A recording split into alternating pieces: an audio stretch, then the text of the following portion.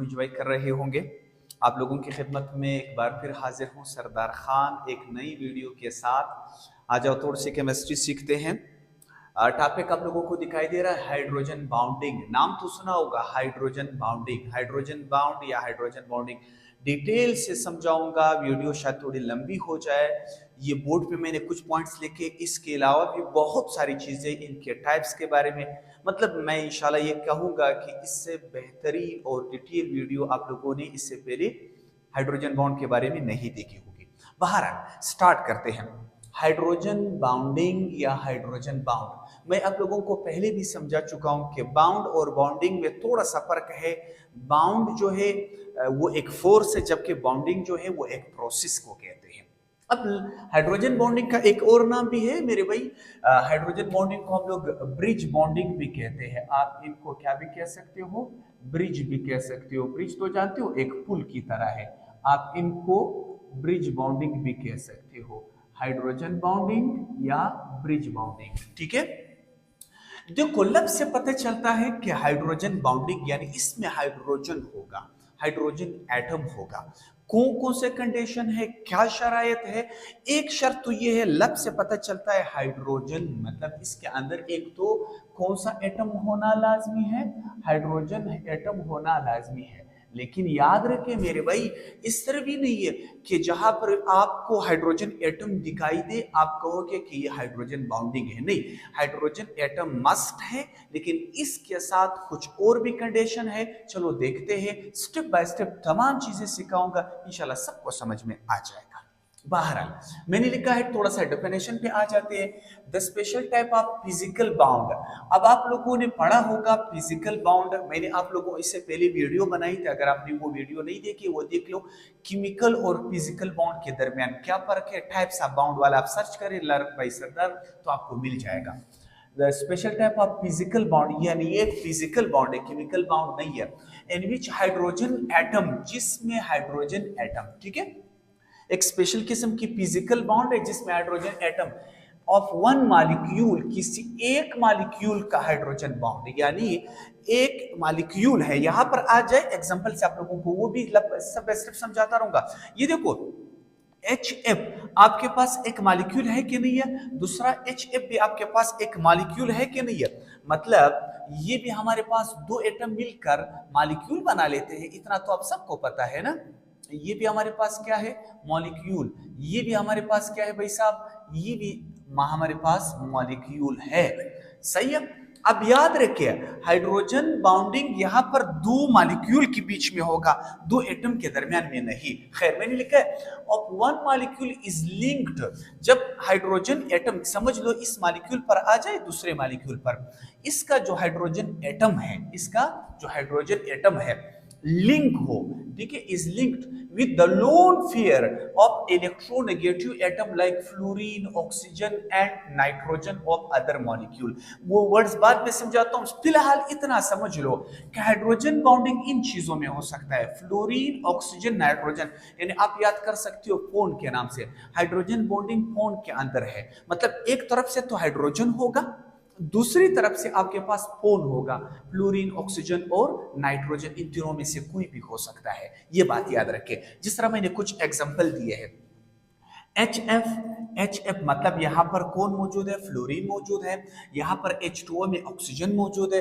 यहां पर NH3 में अमोनिया में कौन मौजूद है, नाइट्रोजन मौजूद है। मतलब इन तीन चीजों के दरमियान में हो सकता है। यानी जब आप हाइड्रोजन एटम इन जालिमों के हाथ लग जाए, ये पीरियोडिक टेबल के सबसे ताकतवर एटम्स है, ठीक है। आप लोगों को पता है कि इनकी इलेक्ट्रोनेगेटिविटी सबसे ज्यादा है फ्लोरीन की। फ्लोरीन की इलेक्ट्रोनेगेटिविटी है 3.98, जिसको हम लोग अप्रोक्सीमेटली मतलब 4.0 लिखते हैं, लेकिन ये इसकी एग्जैक्ट वैल्यू है। ऑक्सीजन की इलेक्ट्रोनेगेटिविटी है 3.44, जबकि नाइट्रोजन की इलेक्ट्रोनेगेटिविटी है 3.04, ठीक है। ये हमारे पास इनकी इलेक्ट्रोनेगेटिविटीज है। इलेक्ट्रोनेगेटिविटी फिर क्या चीज है, इलेक्ट्रोनेगेटिविटी किसी एटम के अंदर वो सलाहियत है जिसकी मदद से कोई एटम इलेक्ट्रॉन की जोड़े को अपनी तरफ खींच सके। इस सलाहियत को हम लोग कहते हैं इलेक्ट्रोनेगेटिविटी, ठीक है। अब हाइड्रोजन की भी अगर मैं इलेक्ट्रोनेगेटिविटी लिखूं, हाइड्रोजन की इलेक्ट्रोनेगेटिविटी 2.20 है। अब आप लोग देख रहे हो इनमें से सबसे ताकतवर फ्लोरीन है, फिर ऑक्सीजन है, फिर नाइट्रोजन है, और सबसे कमजोर कौन है? हाइड्रोजन है। अब यहां पर आ जाए, यहां आप लोगों को समझाता हूं।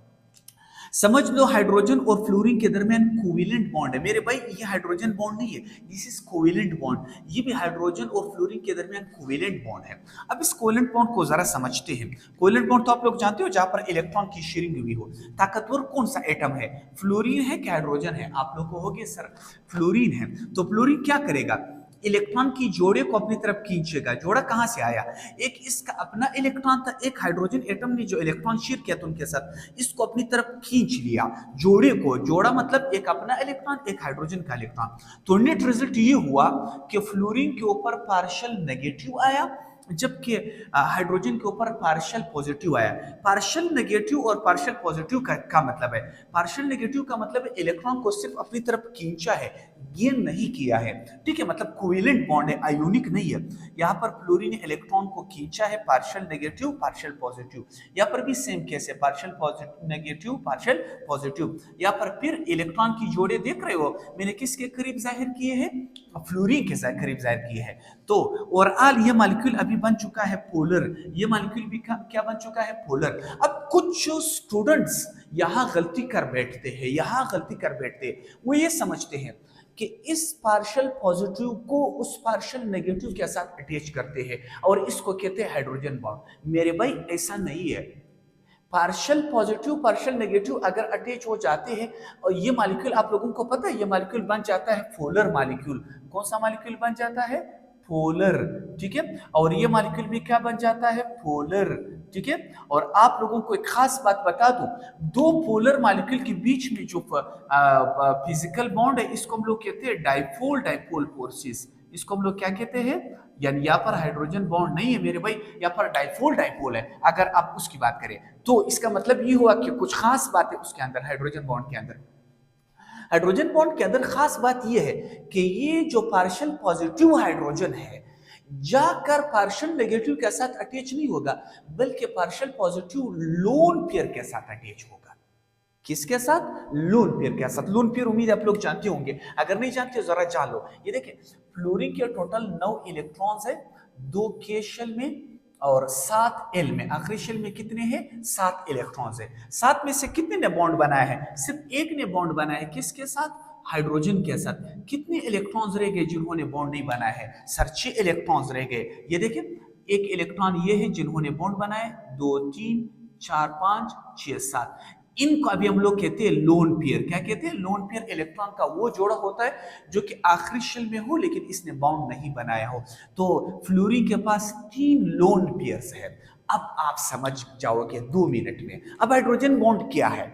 हाइड्रोजन बॉन्ड ये है कि एक तरफ से पार्शियल हाइड्रोजन हो जिसके ऊपर पार्शियल पॉजिटिव चार्ज हो, दूसरी तरफ से या तो फ्लोरीन हो या ऑक्सीजन हो या नाइट्रोजन हो, और ये पार्शियल पॉजिटिव जाकर लोन पेयर के साथ अटैच हो जाए। लोन पेयर तो इलेक्ट्रॉन का जोड़ा है ना, इलेक्ट्रॉन के ऊपर कौन सा चार्ज होता है? नेगेटिव चार्ज होता है क्या? नहीं होता। लिहाजा ये जाकर उस नेगेटिव लोन पेयर के साथ अटैच हो जाएगा। मतलब पार्शियल पॉजिटिव पार्शियल नेगेटिव के साथ अटैच नहीं होगा, बल्कि पार्शियल पॉजिटिव लोन पेयर के साथ अटैच होगा। इसको हम लोग कहते हैं हाइड्रोजन बॉन्ड। अब याद रखिए, यहां पर कुछ कंसेप्ट मैंने समझाने हैं। यहां पर 2 किस्म के एटम्स आपको मिलेंगे। एक आपको एटम ए मिलेगा, दूसरा आपको एटम बी मिलेगा। ठीक है, एटम वो उस एटम को आप कहोगे, समझ लो ये फ्लोरीन है, इस फ्लोरीन को मैं एटम ए कहता हूं। ठीक है, और इस फ्लोरीन को मैं एटम बी कहता हूं। एटम वो ए, उस एटम को आप मान लोगे, ये आगे आने वाला है, बहुत सारा कंसेप्ट समझाऊंगा। ठीक है, यहां पर मैं समझाता हूं। ये देखें, यहां पर आपके पास एटम ए है, ये एच है और ये एटम बी है। एटम ए उस एटम को आप बोलोगे जिसके साथ हाइड्रोजन ने कोवेलेंट बॉन्ड बनाया हो। ठीक है, यहां पर कोवेलेंट बॉन्ड है कि नहीं है? और एटम बी उस एटम को बोलोगे जिसके साथ हाइड्रोजन ने हाइड्रोजन बॉन्ड बनाया हो। अब एटम ए के लिए क्या शर्त है? एटम ए में कौन कौन से एटम्स आएंगे? वही 3 एटम्स, फ्लोरीन, नाइट्रोजन और ऑक्सीजन, ठीक है, ये तीन एटम्स होंगे एटम ए में। एटम बी में कौन कौन से होंगे? वही एटम्स होंगे फ्लोरीन, ऑक्सीजन, नाइट्रोजन। ये दोनों साइड पर, यानी हाइड्रोजन ने जिसके साथ कोवेलेंट बॉन्ड बनाया है, हाइड्रोजन ने जिसके साथ कोवेलेंट बॉन्ड बनाया है वो भी इन तीनों में से कोई होगा, और जिसके साथ हाइड्रोजन बॉन्ड बनाएगा वो भी तीनों में से एक होगा। और खास बात क्या है? खास बात यह है, ये तीन क्यों, इन तीनों की खास बात क्या है? इनकी इलेक्ट्रोनेगेटिविटी ज्यादा है। इलेक्ट्रोनेगेटिविटी ज्यादा होने से ये फायदा होगा कि ये इलेक्ट्रॉन की जोड़े को अपनी तरफ खींच लेगा, चाहे एटम ए हो या बी हो, इन दोनों की इलेक्ट्रोनेगेटिविटी ज्यादा है। और दूसरी खास बात क्या है? स्मॉल इन साइज है। साइज में ये लोग क्या है? स्मॉल इन साइज, साइज में ये एटम छोटे हैं, ये दूसरी खास बात है। तीसरी खास बात क्या है? कि इनके पास लोन पेयर है। इनके पास क्या है? लोन पेयर है। अब आप समझ गए क्या? हाइड्रोजन बॉन्ड के लिए कितने कंडीशन है मैं बता रहा हूं। एक तो हाइड्रोजन एटम कोवेलेंट बॉन्ड बनाएगा, किसके साथ? हर किसी के साथ नहीं। हाइड्रोजन तो किसी भी एटम के साथ कोवेलेंट बॉन्ड बना सकता है, लेकिन यहाँ पर स्पेशल केस है, हाइड्रोजन कोवेलेंट बॉन्ड बनाएगा फ्लोरीन, ऑक्सीजन या नाइट्रोजन के साथ। और दूसरा फिजिकल बॉन्ड जो बनाएगा वो भी इन तीनों में से कोई होगा।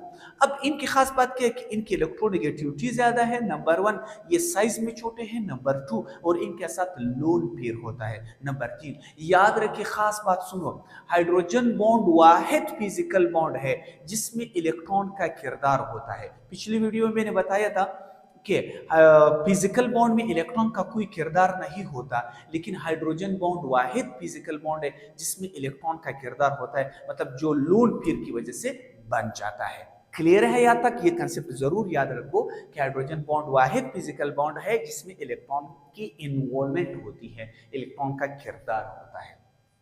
अब ये वर्ड्स आपको समझाने में मुझे आसानी होगी। Special type of physical bond, special क्यों है? क्योंकि इसमें लोन पेयर हिस्सा लेता है। अब स्पेशल आपको समझ में आया। इन विच हाइड्रोजन एटम, जिसमें हाइड्रोजन एटम, इस हाइड्रोजन एटम को आप वो कर ले, टारगेट रखे, हाइड्रोजन एटम आप वन मॉलिक्यूल, इस मॉलिक्यूल का जो हाइड्रोजन एटम है इज लिंक्ड, अटैच हो विद द लोन पेयर, किस चीज के साथ अटैच हो? लोन पेयर के साथ। ये लोन पेयर दिखाई दे रहा है, of high electronegative atom. High electronegative atom का मतलब ये जिसकी इलेक्ट्रोनेगेटिविटी ज्यादा हो, जिस तरह भी मैंने समझा फ्लोरीन, ऑक्सीजन और नाइट्रोजन।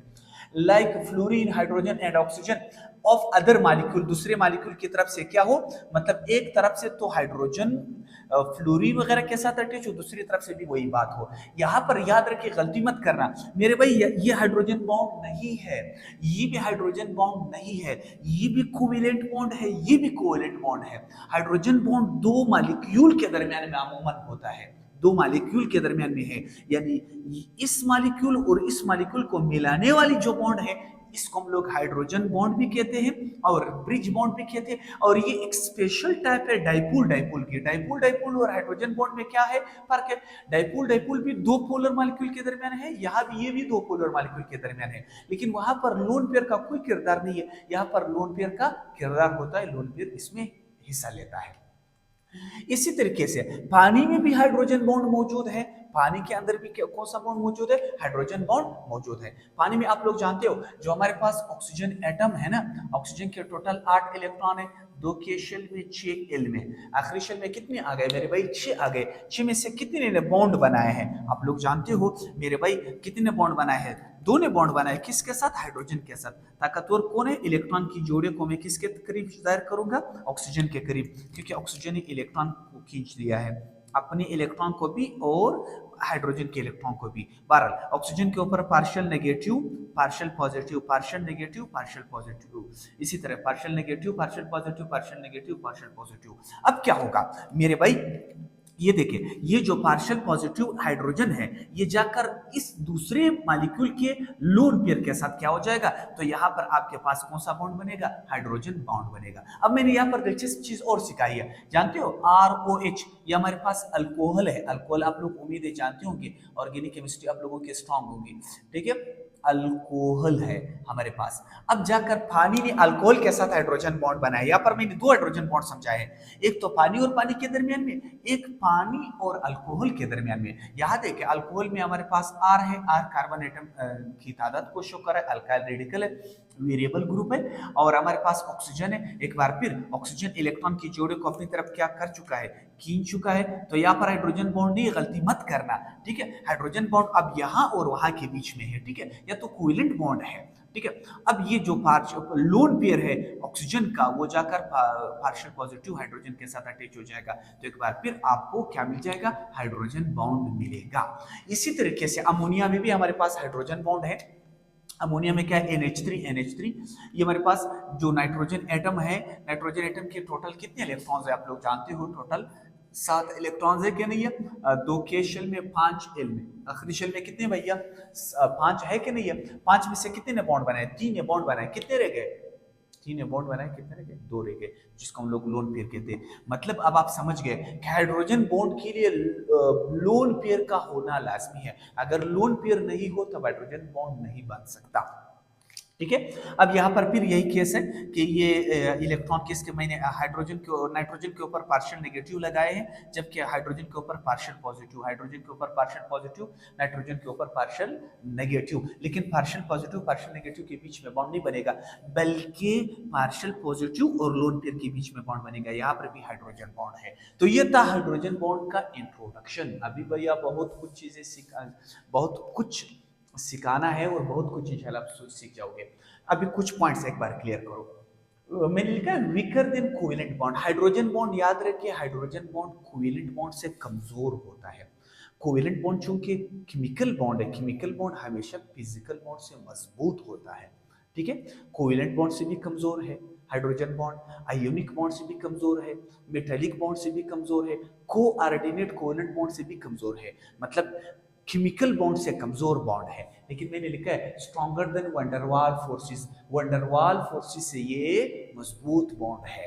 मतलब अब वंडरवाल फोर्स क्या है, इंशाल्लाह नेक्स्ट वीडियो जो मेरी आएगी वो वंडरवाल फोर्स के बारे में होगी। वंडरवाल फोर्स भी फिजिकल बॉन्ड है, जबकि हाइड्रोजन बॉन्ड भी फिजिकल बॉन्ड है, लेकिन वंडरवाल जो है वो वीक है, हाइड्रोजन बॉन्ड मजबूत है। हाइड्रोजन बॉन्ड दरमियान में मौजूद है, कोवेलेंट बॉन्ड से कमजोर लेकिन वंडरवाल से स्ट्रॉन्ग, ठीक है। मैंने लिखा है कोवेलेंट बॉन्ड स्ट्रॉन्ग, यानी इसका क्या मतलब है, थोड़ा सा ये समझा दो।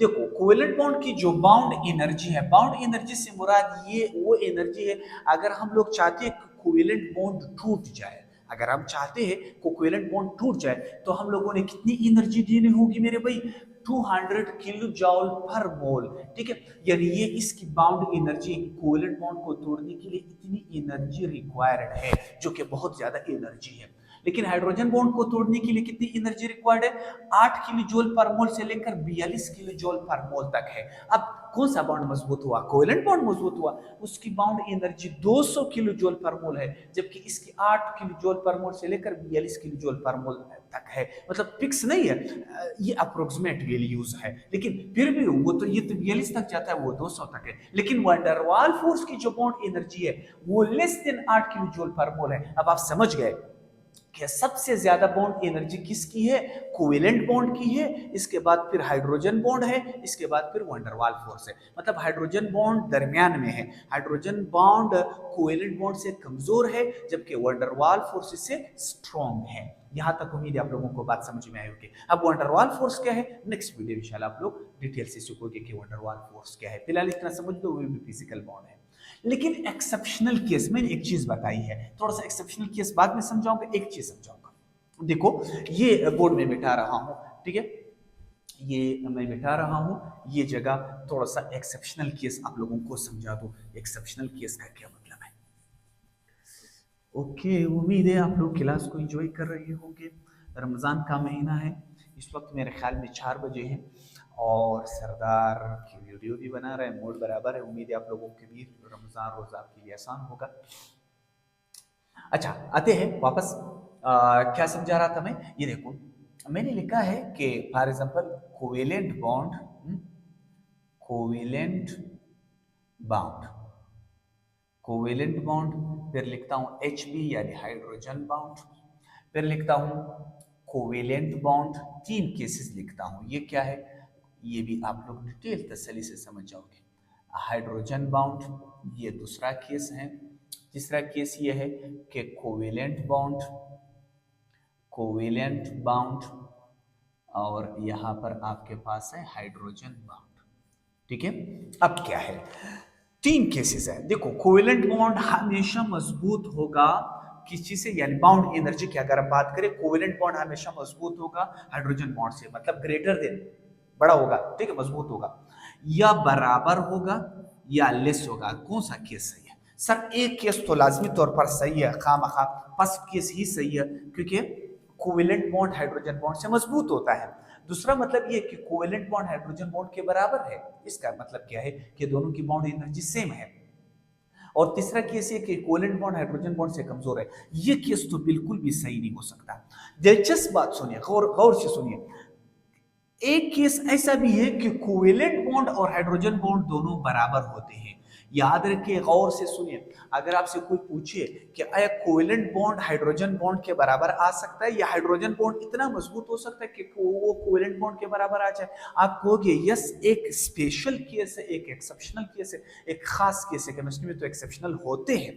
गौर से सुनो, कौन सा कोवेलेंट बॉन्ड है, कौन सा हाइड्रोजन बॉन्ड है जो कोवेलेंट बॉन्ड के बराबर है? ये हमारे पास हाइड्रोजन बॉन्ड है। ये देखो, हमारे पास जो एच एफ है या एफ एच है, इसी तरीके से अब ये जो फ्लोरीन माइनस है, दिखाई दे रहा है आप लोगों को, ये फ्लोरीन माइनस और या एस एच पॉजिटिव के दरमियान में या पार्शियल पॉजिटिव के दरमियान जो हाइड्रोजन बॉन्ड मौजूद है, ये हाइड्रोजन बॉन्ड की अप्रोक्सीमेट एनर्जी तकरीबन 200 किलो जूल पर मोल है। तो क्या समझे, कोवेलेंट बॉन्ड की एनर्जी कितनी थी? 200 किलो जूल पर मोल थी कि नहीं थी? तो इसकी एनर्जी भी तकरीबन तकरीबन 200 किलो जूल पर मोल है। यानी ये वाहिद केस है जहां पर को हाइड्रोजन बॉन्ड की बाउंड एनर्जी इतनी ज्यादा है या इतना स्ट्रॉन्ग हाइड्रोजन बॉन्ड है जिसकी बाउंड एनर्जी कोवेलेंट बॉन्ड की एनर्जी के बिल्कुल या तो बराबर है या करीब करीब है। ये याद रखिए।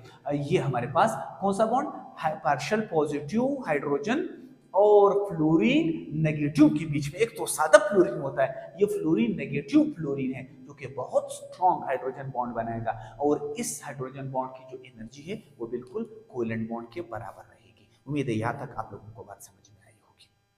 अब खास बात सुनिए, हाइड्रोजन बॉन्ड ये तो आप लोगों ने सीखा भी है कि हाइड्रोजन बॉन्ड, अब आप समझ गए कि फ्लोरीन ऑक्सीजन और उसके बीच में हो सकते हैं। लेकिन अगर हम लोग ऑर्गेनिक केमिस्ट्री में जाएंगे, ये मैंने एक पॉइंट लिखा है, अगर हम लोग ऑर्गेनिक केमिस्ट्री में जाएंगे, ऑर्गेनिक केमिस्ट्री में खास केसेस में हाइड्रोजन बॉन्ड कार्बन और हाइड्रोजन के बीच में भी बन सकता है। समझाता हूं कैसे। और हाइड्रोजन बॉन्ड क्लोरीन भी इसमें हिस्सा ले सकता है। मतलब अब आप समझ गए। अगर हम लोग इनऑर्गेनिक केमिस्ट्री की बात करते हैं तो फिर बॉन्ड याद रखिए, लेकिन ऑर्गेनिक केमिस्ट्री की अगर बात करते हैं तो यहाँ पर कार्बन भी याद रखिए और क्लोरीन भी याद रखिए। ये भी हाइड्रोजन बॉन्ड बना सकते हैं हाइड्रोजन के साथ। कब बनाते हैं? स्पेशल केसेस में बनाते हैं, हर जगह पर नहीं है। लेकिन ये ऑर्गेनिक केमिस्ट्री में, एक बार तो ऑर्गेनिक है, ऑर्गेनिक के अंदर भी खास केसेस में है, वो मैं समझाऊंगा कि कौन सी जगह पर ऑर्गेनिक केमिस्ट्री में भी हाइड्रोजन बॉन्ड। मेरे भाई, और मतलब हाइड्रोजन बॉन्ड बहुत ज्यादा होने वाला है, बहुत बड़ा टॉपिक आने वाला है, बहुत सारी चीजें इंशाल्लाह आप लोगों को समझाऊंगा। ठीक है, यहां तक उम्मीद है आप लोगों को बात समझ में आई होगी। आप लोगों ने अगर कोई स्क्रीनशॉट लेनी है या कोशिश करें नोट किया करें, इसको आप लोग नोट करें या एक स्क्रीनशॉट ले लें। ठीक है, इसके बाद मैं ये मिटा रहा हूं, कुछ और समझाऊं। मैंने कुछ एग्जांपल्स लिखे हैं और ये समझाता हूं। देखो मेरे भाई, हाइड्रोजन बॉन्ड यहाँ हाइड्रोजन और फ्लोरीन के दरमियान में है, यहाँ पर हाइड्रोजन और ऑक्सीजन के दरमियान में है, यहाँ पर हाइड्रोजन और नाइट्रोजन के दरमियान में है। अब सिर्फ ये बताना है कि इन तीनों में से कौन सा हाइड्रोजन बॉन्ड स्ट्रॉन्ग होगा और क्यों। नीचे भी मैंने बहुत दिलचस्प एग्जांपल लिखे हैं, ये भी समझाऊंगा कि इन हाइड्रोजन बॉन्ड का क्या चक्कर है। सबसे पहले मैं कहूंगा कि ये वाला हाइड्रोजन बॉन्ड जो है ये सबसे स्ट्रॉन्ग है, ठीक है, मतलब ग्रेटर है। और इसके बाद ये ऑक्सीजन वाला है और इसके बाद नाइट्रोजन वाला है। रीजन समझ में आया कि नहीं आया? रीजन क्या है मेरे भाई? हाइड्रोजन बाउंड जो है, हाइड्रोजन बाउंड, ठीक है, hydrogen bound strength, hydrogen bond की जो स्ट्रेंथ है, जो मजबूती है, वो डायरेक्टली प्रोपोर्शनल है एटम ए के। एटम ए तो वो एटम था जिसके साथ हाइड्रोजन ने कोवेलेंट बॉन्ड बनाया था, ठीक है। अब हाइड्रोजन बॉन्ड कब स्ट्रॉन्ग होगा? जब हमारे पास एटम ए स्ट्रॉन्ग हो, एटम ए की इलेक्ट्रोनेगेटिविटी ज्यादा हो, ठीक है। जितना ज्यादा इलेक्ट्रोनेगेटिव उतना मजबूत हाइड्रोजन बाउंड। अब आप लोग बता दें, फ्लोरीन सबसे ज्यादा मतलब इलेक्ट्रोनेगेटिव है कि ऑक्सीजन या नाइट्रोजन? आप जानते हो सब के सब फ्लोरीन। तो फ्लोरीन जो है ये इलेक्ट्रॉन की जोड़े को बहुत मजबूती से खींचेगा। ये हाइड्रोजन पार्शियल पॉजिटिव ये भी है, ये भी पार्शियल पॉजिटिव है मेरे भाई, वो भी पार्शियल पॉजिटिव है, लेकिन यहाँ पर ये पार्शियल पॉजिटिव थोड़ा सा स्ट्रॉन्ग होगा, ठीक है। या दूसरी बात, ये जो हमारे पास मतलब ये स्ट्रॉन्ग बना, तो फिर ये क्या करेगा, ये ज्यादा पॉजिटिव होगा, तो ये इलेक्ट्रॉन की जो जोड़ा है इसको बहुत मजबूती से खींचेगा, यानी ये बॉन्ड जो बनेगा वो बहुत मजबूत होगा। ये बॉन्ड थोड़ा वीक होगा इस बॉन्ड के मुकाबले में, और ये बॉन्ड थोड़ा और वीक होगा उसके मुकाबले में। उम्मीद है ये पॉइंट आप लोगों को समझ में आया होगा। मतलब हाइड्रोजन बॉन्ड एटम ए के उस पे डिपेंड करता है, स्ट्रेंथ पे। एटम ए जितना मजबूत, हाइड्रोजन बॉन्ड भी उतना मजबूत। एटम ए जितना कमजोर, इलेक्ट्रोनेगेटिविटी कम, तो हाइड्रोजन बॉन्ड उतना वीक। अब यहां पर आ जाए दूसरी बात, ये एटम ए, एक बार फिर गलती मत करना, एटम ए उस एटम को कहते हैं जहां हाइड्रोजन ने कोवेलेंट बॉन्ड बनाया। जिस तरह ये एटम ए है, ये हाइड्रोजन है, और ये एटम बी है, सही है। इसी तरीके से ये एटम ए और ये हाइड्रोजन, ये एटम बी मान ले, ठीक है। इसी तरीके से एटम ए, एक बार फिर बता रहा हूं, एटम ए उस एटम को कहते हैं जिसने हाइड्रोजन के साथ कोवेलेंट बॉन्ड बनाया। आप लोगों को समझाने के लिए सर, ए और बी तो कोई कंसेप्ट है ही नहीं केमिस्ट्री में, ठीक है। इसी तरीके से ये आपके पास कौन सा एटम है, ये एटम ए है, और ये आपके पास एटम बी है। इसी तरीके से ये ए है मेरे भाई, और ये बी है। इसी तरीके से ये ए है और ये बी है। इसी तरीके से ए बी पहचान सकते हो, यस सर, ये ए और वो हमारे पास atom B. Atom A, atom B, atom A और एटम बी। अब खास बात सीखते हैं मेरे भाई, इन तीनों को एक बार कंपेयर करते हैं कि इनमें से हाइड्रोजन बॉन्ड सबसे ज्यादा मजबूत किसका होगा। जरा देखिए, एटम ए इसका देखकर ओ है, इसका एटम ए भी ओ है, इसका एटम ए भी ओ है। हम लोगों ने समझा था कि एटम ए जितना मजबूत होगा, हाइड्रोजन बॉन्ड उतना मजबूत होगा। लेकिन अब तीनों का जो ए है वो सेम है, लेकिन इनमें क्या डिफरेंट है, बी डिफरेंट है। इसका बी ऑक्सीजन है, इसका बी नाइट्रोजन है, इसका बी फ्लोरीन है, ठीक है। बी के साथ तो हाइड्रोजन बॉन्ड बनाएगा। अब बी, तो आप लोग बता दो कौन सा हाइड्रोजन बॉन्ड सबसे मजबूत है मेरे भाई, ये वाला हाइड्रोजन बॉन्ड कि ये वाला हाइड्रोजन बॉन्ड? के लिए सिस्टम उल्टा है। आप तो समझ रहे हो कि ये हाइड्रोजन बॉन्ड और ये और फ्लोरीन तो सबसे मजबूत होगा। नहीं नहीं नहीं मेरे भाई, यहाँ पर फ्लोरीन एटम ए के तौर पर काम करता है, ये बी यानी बी के तौर पर। बी में जितना कमजोर एटम होगा वो हाइड्रोजन बॉन्ड उतना मजबूत होगा। तो मेरे भाई ये हाइड्रोजन बॉन्ड सबसे मजबूत है, इसके बाद फिर ये है, फिर ये है।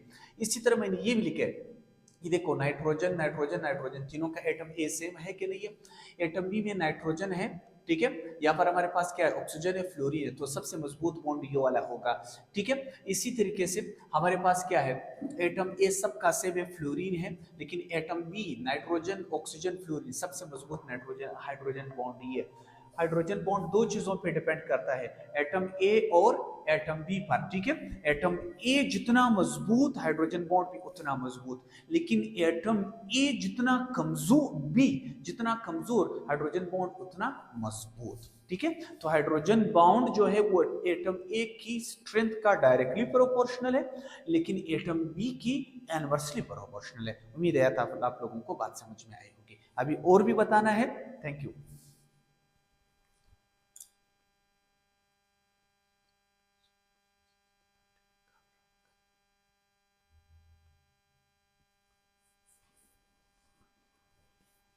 अब देखिए यहाँ पर एक दिलचस्प चीज मैं सिखा रहा हूँ, hydrogen bond in organic compounds. मैंने आप लोगों को शुरू में बताया था कि हाइड्रोजन बॉन्ड तो फोन के अंदर ही होगा, लेकिन कभी कभार ऑर्गेनिक केमिस्ट्री के अंदर कार्बन और क्लोरीन की वजह से भी हाइड्रोजन बॉन्ड हो सकता है। यहाँ पर कार्बन का एग्जाम्पल देके यहाँ पर मैं लिखा hydrogen bond due to carbon atom, या ऑर्गेनिक केमिस्ट्री है, क्लोरोफॉर्म है, या हमारे पास एसीटोन है, ठीक है। आप लोग कीटोन फंक्शनल ग्रुप जानते हो कि ऑर्गेनिक केमिस्ट्री की मैं बात कर रहा हूँ। यहाँ इस क्लोरोफॉर्म पर एक बार आप आ जाए, क्लोरोफॉर्म यहाँ पर क्लोरीन बेचारा किसके साथ अटैच है पता है?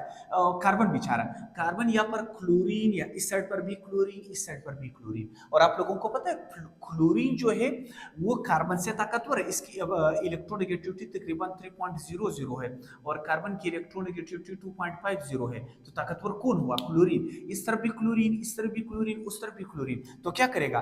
क्लोरीन इलेक्ट्रॉन को अपनी तरफ खींच लेगा, जो इलेक्ट्रोनेगेटिव ज्यादा होगा वो इलेक्ट्रॉन को अपनी तरफ खींच लेगा। इलेक्ट्रॉन किसने खींचे मेरे भाई? क्लोरीन ने खींचे। अब ये कार्बन थोड़ा सा स्लाइटली कैसा हुआ आप लोग बता दो।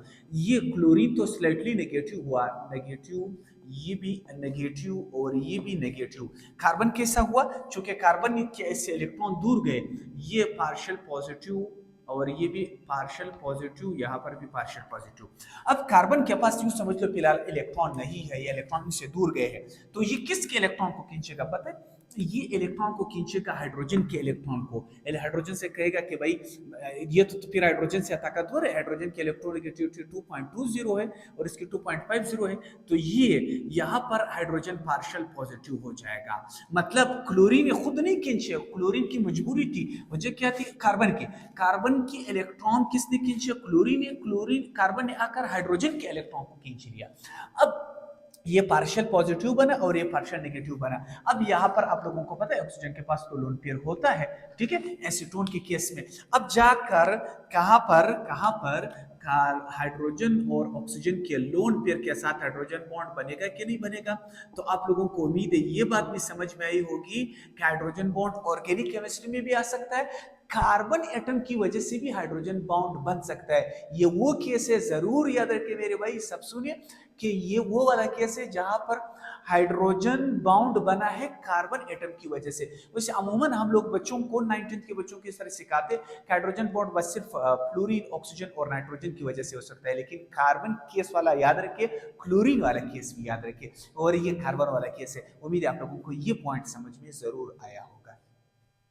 Types of hydrogen bond. Hydrogen bond दो किस्म का हो सकता है। There are two types of hydrogen bond, intermolecular hydrogen bond, intramolecular hydrogen bond. Inter का मतलब होता है बिटवीन, ये मैं पहले भी समझा चुका हूँ, मतलब बिटवीन दो मॉलिक्यूल। इंट्रा का मतलब होता है इनसाइड मॉलिक्यूल, ये किसी मॉलिक्यूल के अंदर भी हो सकता है, दो मॉलिक्यूल को भी जोड़ सकता है। कैसे? यहाँ देखें, हमारे पास ये हाइड्रोजन और फ्लोरीन है, तो ये एक मॉलिक्यूल है क्या नहीं है? सही है। और दूसरा हाइड्रोजन और फ्लोरीन है, तो ये दूसरा मॉलिक्यूल है। अब आप लोगों को पता है, ये बार बार मैं एग्जांपल दे चुका हूं कि यहाँ पर जो हमारे पास फ्लोरीन है, पार्शियल नेगेटिव, पार्शियल पॉजिटिव, इसी तरीके से पार्शियल पॉजिटिव, पार्शियल नेगेटिव, कुल मिलाकर ये पूरा एक मॉलिक्यूल बन जाता है। ये भी कुल मिलाकर एक मॉलिक्यूल बन जाता है। अब इस फ्लोरीन के पास तो लोन पेयर है, आप लोगों को मैं समझा चुका हूं। अब हाइड्रोजन आकर इस लोन पेयर के साथ क्या हो जाएगा? अटैच हो जाएगा। हाइड्रोजन बॉन्ड बनेगा कि नहीं बनेगा? हाइड्रोजन बॉन्ड बनेगा कि नहीं? बन गया। अब सवाल ये है कि ये इंटरमॉलिक्यूलर है या इंट्रामॉलिक्यूलर है? आप खुद सोचिए, क्या ये दो मॉलिक्यूल को मिला रहा है? क्या दो मॉलिक्यूल के अंदर है या दो मॉलिक्यूल के दरमियान में है? सर दो मॉलिक्यूल के दरमियान में है, तो मेरे भाई ये फर्स्ट केस वाला है, इंटरमॉलिक्यूलर हाइड्रोजन बॉन्ड है। Same is the case here. यहां जो मैंने पानी का एग्जांपल दिया है और दूसरा हमारे पास अल्कोहल है, ठीक है। ये देखिए हमारे पास पार्शियल पॉजिटिव, ठीक है, पार्शियल नेगेटिव नेगेटिव, इसी तरीके से पार्शियल पॉजिटिव। हाइड्रोजन बॉन्ड तो यहाँ पानी और उसके बीच में बनेगा। ये देखो, अब आप लोग बता दो, ये कुल मिलाकर अल्कोहल हमारे पास एक मॉलिक्यूल है कि नहीं है? पानी भी खुद एक मॉलिक्यूल है कि नहीं है? तो दो मॉलिक्यूल को मिलाने वाला जो हाइड्रोजन बॉन्ड होगा, इस हाइड्रोजन बॉन्ड को हम लोग कहेंगे intermolecular hydrogen bond. Intermolecular hydrogen bond वो हाइड्रोजन बॉन्ड होता है जो दो मॉलिक्यूल को मिलाता हो। और याद रखिए, वो दो मॉलिक्यूल सेम भी हो सकते हैं, मतलब ये हमारे पास होमो है, ठीक है, होमो मॉलिक्यूलर है। और मुख्तलिफ मॉलिक्यूल भी हो सकते हैं, मतलब ये हमारे पास हेट्रो है, गलती मत करना, ठीक है। हाइड्रोजन बॉन्ड दो से मॉलिक्यूल को भी अटैच करा सकता है, जिस तरह मैंने फ्लोरीन और क्लोरीन को अटैच कराया, पानी को पानी के साथ अटैच करे, अमोनिया को अमोनिया के साथ अटैच करे, लेकिन दो मुख्तलिफ मॉलिक्यूल को भी अटैच कर सकता है, जिस तरह पानी और अल्कोहल को मिला रहा है। होमो भी हो सकता है, मतलब हेट्रो भी हो सकता है। ये हमारे पास इंटर मॉलिक्यूलर वाला केस है, मतलब दो मॉलिक्यूल के दरमियान भी हो सकता है, किसी मॉलिक्यूल के अंदर भी हो सकता है। वो कैसे है, यहाँ पर जो आप लोग जानते हो इस कंपाउंड को, थोड़ा सा फिर ऑर्गेनिक वाला केस है। इस कंपाउंड को कहते हैं हमारे पास नाइट्रोफेनोल है, ठीक है, नाइट्रोफेनोल है, ये इस कंपाउंड का नाम है, ठीक है। फेनोल आप लोग उम्मीद है जानते होंगे, ये हमारे पास बेंजीन रिंग है, जो सर्कल में ड्रा किया है, ये भी बेंजीन रिंग को शो कर रहा है। OH, जिस बेंजीन रिंग पर OH आ जाए इसको हम लोग कहते हैं फेनोल, और इसके साथ अगर NO2 आ जाए इसको हम लोग कहते हैं नाइट्रोफेनोल। अब NO2 मुख्तलिफ पोजीशन पर आ सकता है, ये देखो, ये समझ लो आपका पोजीशन नंबर 1 है जिस पर OH अटैच है, ये पोजीशन नंबर 2 है, समझ लो ये 3 है, ये 4 है, सही है। या यहां से आप गिनती करें, position number 1, position number 2, position number 3। पहले पोजीशन को हम लोग कहते हैं आर्थो, इसको कहते हैं मेटा, तीसरे को कहते हैं पैरा। ये मैं क्यों समझा रहा हूं, यहां जरा दिलचस्प चीज सिखाऊंगा मेरे भाई। यहां पर देखो, ये पहले वाले केस में यानी आर्थो वाले केस में, आर्थो वाले केस में आप लोग देख रहे हो कि नाइट्रोजन ने ऑक्सीजन के साथ डबल बॉन्ड बनाया, और ऑक्सीजन ने जाकर हाइड्रोजन के साथ 1 सेकेंड हाइड्रोजन बॉन्ड बना लिया। क्या ये बताओ, क्या ये किसी मॉलिक्यूल के अंदर, ये पूरा कुल मिलाकर ये एक मॉलिक्यूल है, क्या मॉलिक्यूल के अंदर हो रहा है या दो मॉलिक्यूल को अटैच कर रहा है? नहीं सर, मॉलिक्यूल के अंदर हो रहा है। सो मेरे भाई ये सेकंड वाला केस है, इंट्रामॉलिक्यूलर है। इंट्रा मतलब इनसाइड, ठीक है, इनसाइड द मॉलिक्यूल है, किसी मॉलिक्यूल के अंदर भी हाइड्रोजन बॉन्ड बन सकता है। तो यहाँ पर मैंने दो केसेस की समझाने की कोशिश की। सवाल आ सकता है कि कौन सा इस फेनोल का भी पूरा नाम होगा आर्थो, ठीक है, आर्थो नाइट्रोफेनोल, आर्थो पोजीशन पर है, नाइट्रो हमारे पास आर्थो पोजीशन पर है, और इसका नाम होगा फेरा, ठीक है, फेरा नाइट्रोफिनोल। अब सवाल क्या आ सकता है एग्जाम में कि इनमें से कौन सा फेनोल, यानी नाइट्रोफिनोल तो दोनों है, आर्थोफेनोल या पैराफेनोल या फॉर एग्जांपल मेटाफेनोल, कौन सा इंट्रामॉलिक्यूलर हाइड्रोजन बॉन्ड बना सकता है? आपने सिर्फ एक जवाब देना है मेरे भाई कि सिर्फ और सिर्फ, यानी हमारे पास आर्थो जो है वो इंट्रामॉलिक्यूलर हाइड्रोजन बॉन्ड बना सकता है, जबकि न मीठा बना सकता है क्योंकि फासला बहुत ज्यादा होगा, और ना ही हमारे पास फेरा बना सकता है। सिर्फ और सिर्फ आर्थो जो है वो इंट्रामॉलिक्यूलर हाइड्रोजन बॉन्ड बना सकता है। उम्मीद है ये बात आप लोगों को समझ में आई होगी कि हाइड्रोजन बॉन्ड दो मॉलिक्यूल के दरमियान भी हो सकते हैं, किसी मॉलिक्यूल के अंदर भी हो सकते हैं। अगर दो मॉलिक्यूल के दरमियान में हो उसको कहते हैं इंटरमॉलिक्यूलर हाइड्रोजन बॉन्ड, और अगर मॉलिक्यूल के अंदर हो उसको कहते हैं इंट्रामॉलिक्यूलर हाइड्रोजन बॉन्ड। ये थे हाइड्रोजन बॉन्ड के टाइप्स। अब कुछ खास बातें बतानी है, वो पानी के हवाले से बतानी है कि पानी के अंदर तो हाइड्रोजन बॉन्ड है। अब वो हर वो चीज पानी के अंदर सोलेबल होगा जिसके अंदर हाइड्रोजन बॉन्ड हो। यानी अगर आपसे कोई पूछे कि अल्कोहल पानी के अंदर सोलेबल है कि नहीं है, आप कहोगे बिल्कुल सोलेबल है। क्यों सोलेबल है? क्योंकि पानी के अंदर हाइड्रोजन बॉन्ड है, और जितना ज्यादा हाइड्रोजन बॉन्ड होगा किसी चीज के अंदर, वो उतना ज्यादा सोलेबल होगा पानी के अंदर। बताता हूं हाइड्रोजन बॉन्ड की सोलेबिलिटी। देखो मेरे भाई, हर वो चीज पानी के अंदर ज्यादा सोलेबल होगा जिसके अंदर हाइड्रोजन बॉन्ड हो, और हर वो चीज ज्यादा सोलेबल होगा जिसके अंदर हाइड्रोजन बॉन्ड स्ट्रॉन्ग बने। ठीक है, ये कुछ मैंने एग्जांपल लिखे हैं, ये समझाता हूँ। और इसी तरीके से बॉइलिंग पॉइंट भी हाइड्रोजन बॉन्ड पे ही डिपेंड करता है। मैंने लिखा है which one is more soluble in water, पानी के अंदर कौन ज्यादा सोलेबल है। पहली चीज जो मैंने लिखी है, ये हमारे पास आप लोग जानते हो ROH, this one is alcohol, ठीक है, अल्कोहल, और दिस वन इज अमाइन, यानी अमाइन ज्यादा सोलेबल है कि अल्कोहल ज्यादा सोलेबल है।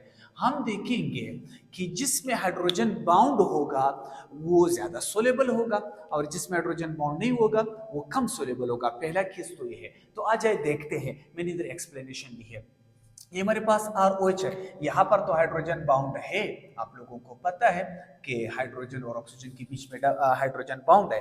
यहाँ देखिए हमारे पास जो अमाइन है, अमाइन और पानी के बीच में भी हाइड्रोजन बाउंड है। ओ, हाइड्रोजन बाउंड दोनों में है, अब देखना है कौन सा हाइड्रोजन बॉन्ड मजबूत है। मैंने शुरू में बताया था हाइड्रोजन बॉन्ड को आपने देखना है, एटम ए को देखना है। यहाँ पर एटम ए कौन सा है, ये तो एटम बी है।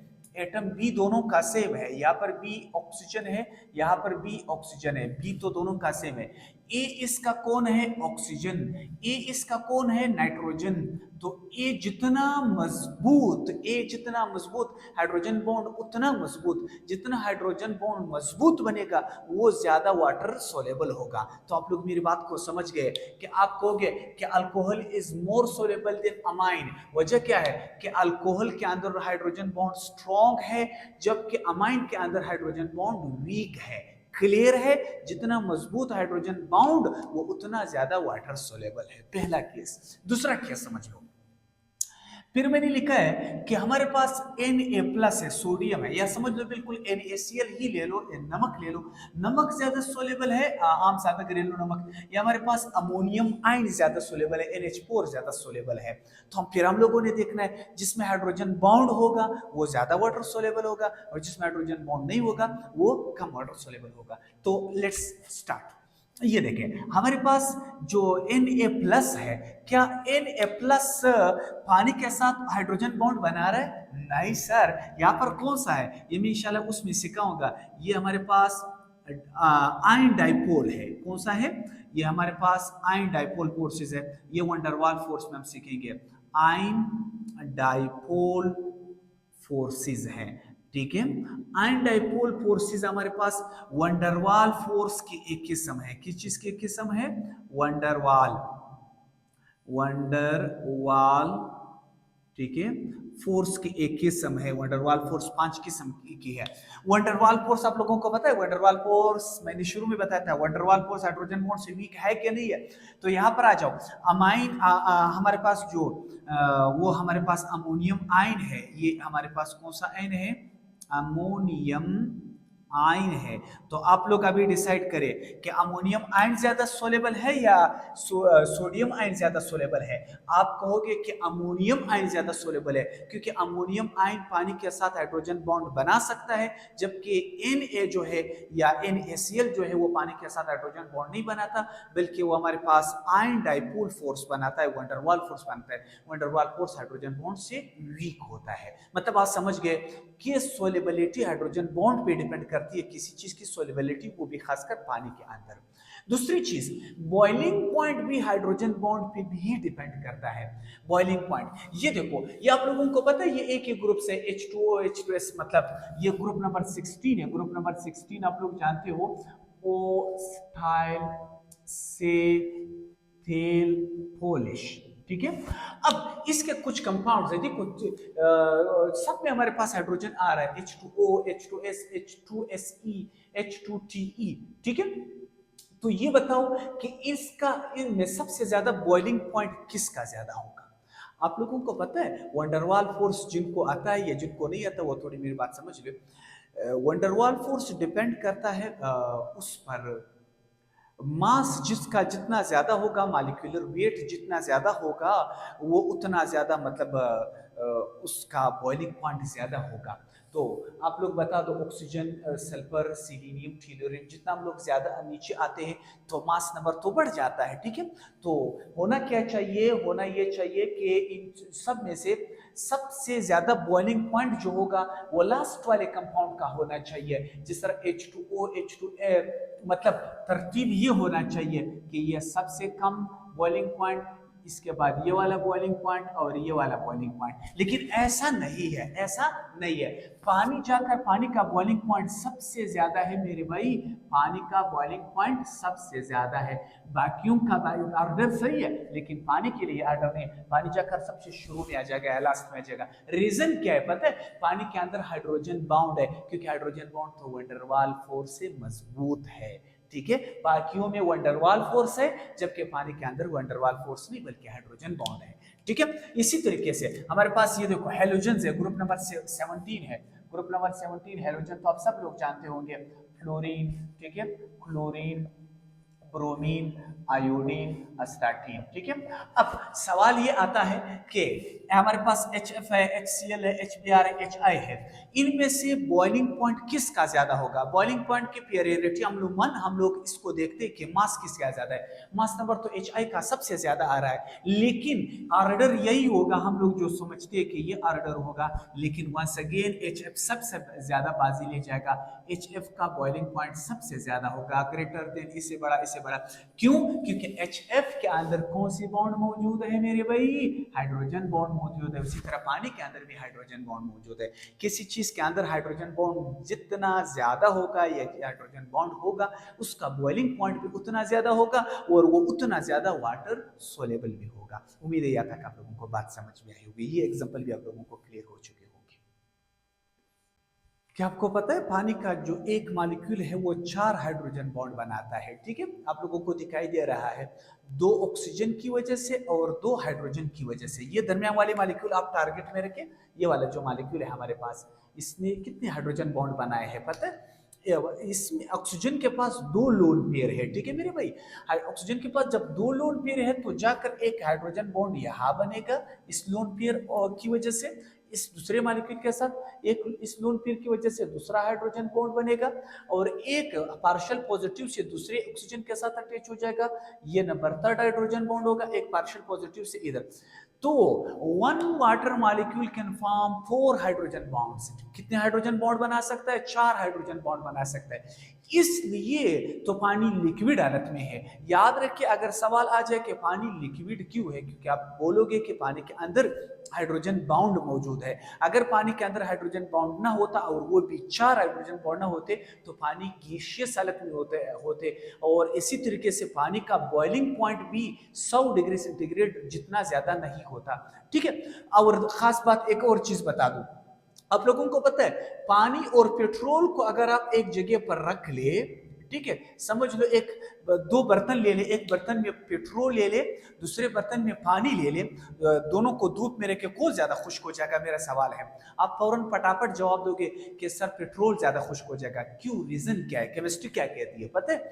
पानी के अंदर हाइड्रोजन बॉन्ड है, हाइड्रोजन बॉन्ड मजबूत है, ये जल्दी इवेपोरेट नहीं होता, मतलब ये बहुत कम वोलेटाइल है। जबकि पेट्रोल के अंदर हाइड्रोजन बॉन्ड नहीं है, हम लोग पढ़ेंगे उसके अंदर लंदन डिस्पर्शन फोर्सेस है, मतलब वीक फोर्सेस है, वो बॉन्ड जल्दी टूट जाती है, इसलिए ये पेट्रोल जल्दी इवेपोरेट होता है या ज्यादा वोलेटाइल है, जबकि पानी जल्दी इवेपोरेट नहीं होता, क्योंकि पानी के अंदर क्या मौजूद है? हाइड्रोजन बाउंड मौजूद है। हाइड्रोजन बॉन्ड बाकी तमाम वंडरवाल फोर्सेस से जो है मजबूत है। ठीक है, उम्मीद है यहाँ तक आप लोगों को मेरी बात समझ में आई होगी। उम्मीद है आप लोगों को मेरी वीडियो समझ में आई होगी। इसी तरीके से आइस का जो स्ट्रक्चर है वो मैं समझा चुका हूँ पिछली वीडियो में, आप लोग सर्च करें, वो वाटर वाले चैप्टर में आप लोग सर्च करें, वाटर वाले टॉपिक में इंशाल्लाह वहाँ पर आप लोगों को आइस और पानी के दरमियान वो स्ट्रक्चर मिलेगा कि आइस ज़्यादा जगह को क्यों कवर करता है। तो मैं नहीं चाहता कि वो टॉपिक दोबारा पढ़ा लूँ, वो